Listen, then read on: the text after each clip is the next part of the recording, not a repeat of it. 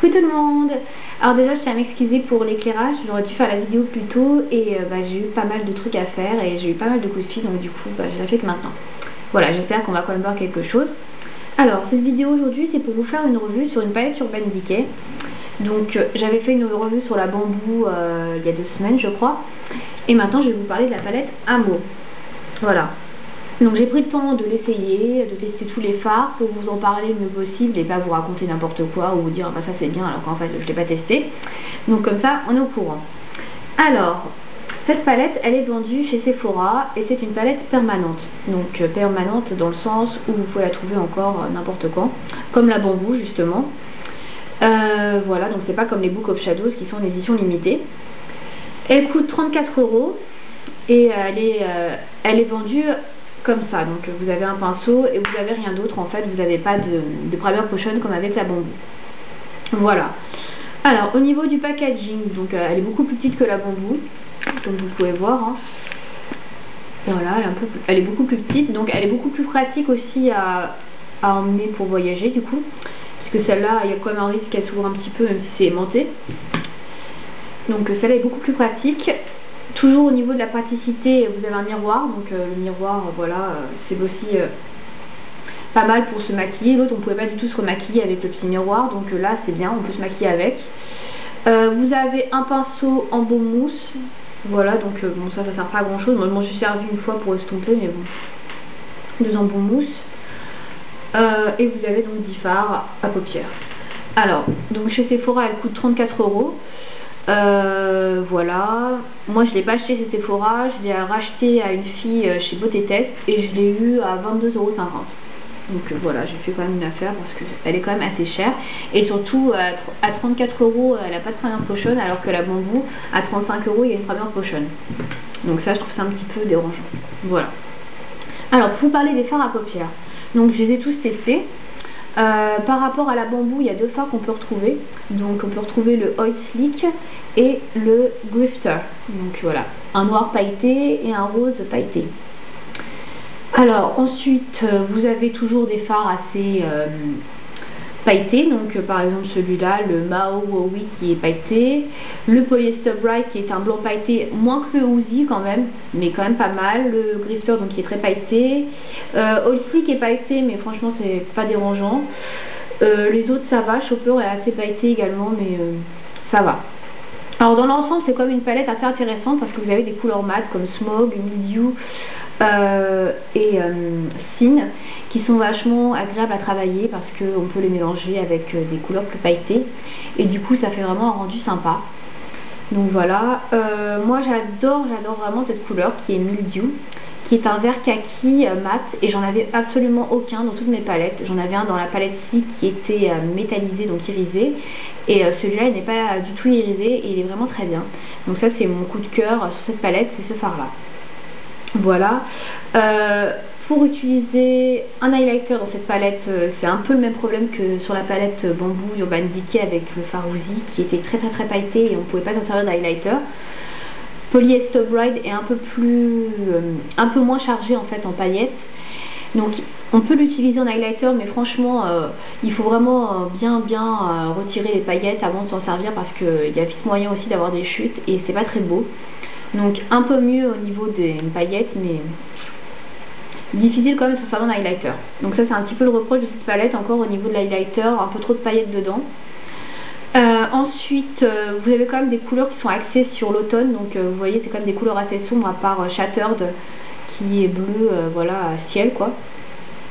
Sinon c'est quand même une palette assez neutre axée sur l'automne. Donc voilà, donc j'ai fait pas mal de looks avec Lasco, Chopper, Mildew que je combinais avec Smog, un peu de Oil Slick, enfin il y a vraiment moyen de faire des très jolis looks. Elle est vraiment très bien. Donc voilà. Au niveau donc des mats, vous en avez 3, vous avez Smog, Mildew et vous avez Last Call. Shattered est un peu irisé quand même, il est quand même un peu irisé. Sin également est irisé, mais Sin est totalement de la couleur de ma peau, donc on le voit quasiment pas. Il faut que je mette une base blanche en dessous pour pouvoir voir la couleur. Au niveau des pailletés un peu inutilisables, vous avez Grifter, donc comme dans l'autre palette, Polyester Bride, si vous soufflez pas dessus, vous avez des paillettes partout. Et Mao Wowie qui est aussi très pailleté. Voilà. C'est les principaux phares, hein, voilà, de cette palette. Voilà. Alors, pour faire une comparaison avec la palette bambou, donc ma palette bambou, donc vous avez des fards quand même qui sont assez proches, comme vous pouvez le voir. Donc le Midnight Cowboy Rides Again qui est ici, avec le Mao Wowie qui est ici. Donc c'est quand même des fards assez proches, je trouve, au niveau des teintes et de la texture, puisqu'ils sont tous les deux pailletés et à peu près des mêmes couleurs. Ensuite, vous avez par exemple Shattered, donc le bleu qui est ici, et Kiddie Pool que j'ai testé la semaine dernière. J'ai testé tous les deux, hein, pour vous dire. Donc celui-ci est beaucoup plus irisé que celui-là, mais les teintes sont quand même assez proches, vous pouvez voir. Donc celui-là est peut-être un peu plus clair, celui de la palette Amo, mais franchement c'est assez proche. D'ailleurs je vais vous faire un swatch, hein, plutôt que vous en parler. Donc Kiddie Pool et Shattered à côté, c'est quasiment le même fini en fait. Donc c'est un fini assez métallique.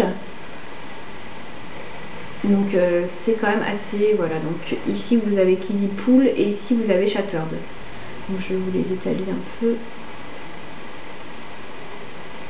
Donc Shattered est beaucoup plus clair, il est moins pigmenté quand même, Shattered. Donc Shattered c'est celui du haut et celui du bas c'est Kiddie Pool. Voilà, donc c'est quasiment le même fini, ils sont vraiment très proches. Donc c'est des palettes qui sont assez proches au niveau des teintes. Toutefois je dirais que celle-ci est quand même plus adaptée pour l'été, parce que vous avez quand même des couleurs flashy comme Flipside. Voilà, donc moi personnellement en ce moment je préfère celle-là, la Amo, parce qu'elle a des teintes vraiment qui sont adaptées pour l'automne. Et voilà, ces teintes-là sont vraiment tout à fait dans la saison, même la Skull, donc j'aime beaucoup. Voilà, donc si j'avais une palette à vous recommander parmi les deux palettes, ce serait très difficile de faire le choix. Disons que si vous n'aimez pas trop les paillettes, celle-ci est quand même beaucoup mieux parce qu'il y en a moins. Il y a moins de paillettes.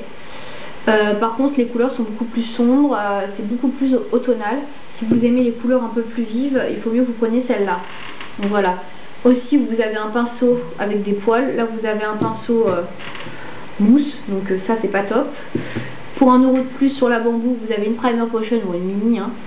Donc c'est beaucoup plus rentable, donc ça se vaut en fait, ça se vaut beaucoup je trouve au niveau de la qualité et des palettes. Moi j'aurais tendance à préférer celle-ci en ce moment parce que les couleurs sont vraiment très sympas et qu'elles s'accordent parfaitement avec la saison. Mais franchement, voilà, ça se vaut autant au niveau des uns des autres. Au niveau du packaging, donc comme je vous ai dit, celle-ci est beaucoup plus pratique, plus plate. Elle n'est pas difficile de s'ouvrir, l'ouverture n'est pas casse-gueule comme ici. Le miroir est pratique, on peut se maquiller avec.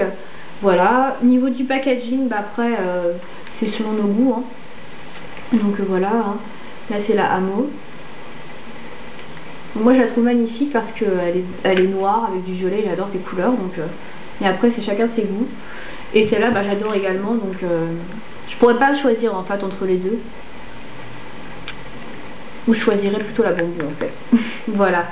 Donc bah voilà. Ce sont des très bonnes palettes en tout cas. Les fards sont bien pigmentés. Et moi je vous dis, si vous n'avez pas encore craqué pour Urban Decay, bah vous pouvez craquer les yeux fermés. Et voire même prendre une Book of Shadows. Si vous n'avez aucune de palette Urban Decay, vous pouvez prendre une Book of Shadows. Franchement c'est pas mal du tout comme investissement et vous avez plus de fards. Voilà, bah, je vous dis à plus pour une prochaine vidéo et puis j'espère que vous avez aimé cette vidéo. Salut!